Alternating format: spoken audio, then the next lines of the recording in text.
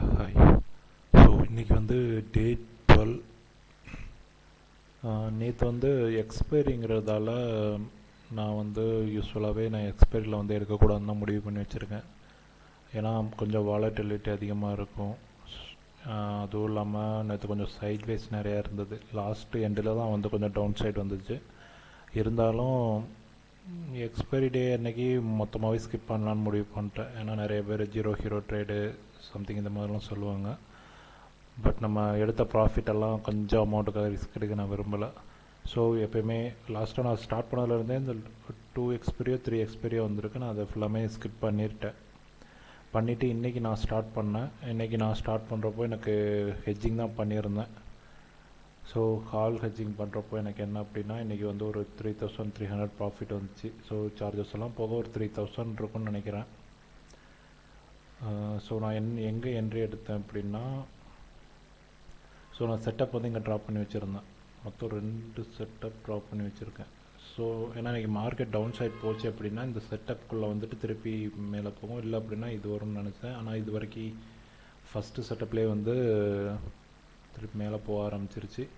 ஆனால் என்ன, நான் ட்ராப் பண்ண செட்டப்லேருந்து கொஞ்சம் மேலே இருந்தே மார்க்கெட் மூவ் ஆனதால் நான் வந்து இங்கே இதை வந்து இந்த லைனை வந்து சப்போர்ட்டாக எடுத்துகிட்டு இங்கே என்ட்ரி போட்டேன். இங்கே என்ட்ரி போடவும் அப்படியே மார்க்கெட் கொஞ்சம் கொஞ்சமாக மூவ் ஆச்சு. மூவ் ஆகவும் இங்கே வந்து எனக்கு 2000 இந்த எண்டில் வந்து 2000 சம்திங் வந்து ப்ராஃபிட் வந்தது.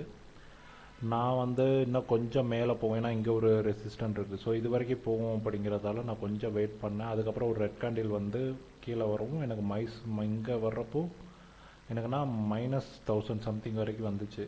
இருந்தாலும் நெக்ஸ்ட் கேண்டில் வரைக்கும் வெயிட் பண்ணேன். நெக்ஸ்ட் கேண்டில் வந்து கொஞ்சம் ரெட்டாக வந்துட்டு திருப்பி க்ரீனாக சேஞ்ச் ஆச்சு. ஸோ எகைன் அது மூவ் ஆகும்னு ஒரு நம்பிக்கை தான். கொஞ்சம் வெயிட் பண்ணவும் கொஞ்சம் இங்கே வந்தது. இங்கே வரவும் எனக்கு ஒரு 3800 700 சம்திங் ப்ராஃபிட் வந்துச்சு.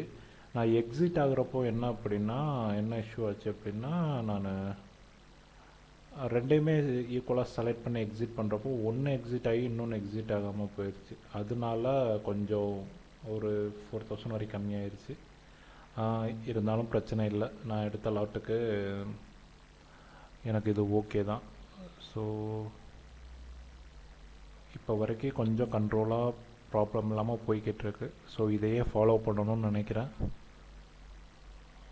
ஓகே. ஓகே.